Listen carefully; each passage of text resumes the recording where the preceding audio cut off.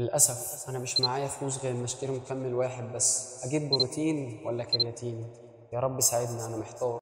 لو أنا معايا فلوس أشتري مكمل واحد بس، أشتري بروتين ولا الكرياتين؟ المقارنة بين المكملين غير منطقية، يعني ينفع أقول لك أشتري تكييف ولا أشتري عربية؟ دي حاجة ودي حاجة تانية خالص. البروتين مصدر أساسي لجسمك، ما ينفعش تستغنى عنه. سكوب البروتين زيه زي صدور الفراخ أو اللحمة أو التونة، لكن الفرق بينهم في سرعة الامتصاص وحاجات تانية هبقول لك عليها في فيديو لوحده. وفوائد البروتين كتيرة جدا زي بناء العضلات والأنسجة، يعني تخيل أنت عندك حيطة عايز تبنيها، البروتين بقى هو الطوب اللي بيبني الحيطة دي، فمن غيره مش هتعمل عضلات. أما الكرياتين هو عبارة عن مركب نيتروجيني جسمك بيصنع منه حوالي 1 جرام يوميا، وجسمك بيحتاج من 3 ل 5 جرام كرياتين يوميا من مصادر زي الاكل او مكمل. بس في مشكله، لو هتاخده عن طريق الاكل محتاج تاكل كل يوم كيلو لحمه، ده لان كيلو اللحمه فيه 5 جرام كرياتين زي ما قلت في فيديوهات سابقه. وفوائد الكرياتين كتير جدا زي تحسين الاداء الرياضي وزياده القوه وحجم العضلات وفوائد تانية كتير. لو عايز نتكلم عن الكرياتين بالتفصيل اكتبوا لي في الكومنتات وانا اعمل له فيديو لوحده. بالنسبه للبروتين لو بتاخد احتياجك منه عن طريق الاكل فعادي انك انت ما تشتريش مكمل البروتين. اما الكرياتين فاحنا قلنا ان هو موجود في كيلو لحمه، وطبعا مستحيل حد ياكل كل يوم كيلو لحمه، فهتدور على مكمل عشان تاخد احتياجك منه. ويفضل لو هتاخد مكمل الكرياتين تاخده بعد التمرين ويكون مع مصدر كارب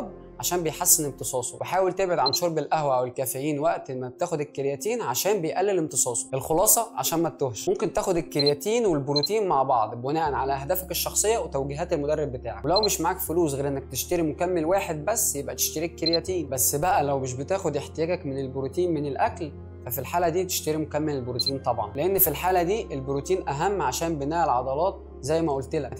تنساش تبعت الفيديو ده لصاحبك عشان يعرف يشتري انه مكمل، واعمل لايك واشترك في القناه عشان يوصلك كل جديد. انا محمد يوسف، اخصائي تغذيه علاجيه ومدرب شخصي ولياقه بدنيه. واوعى تستلف راحتك على حساب صحتك، لان صحتك اغلى ما تملك. سلام.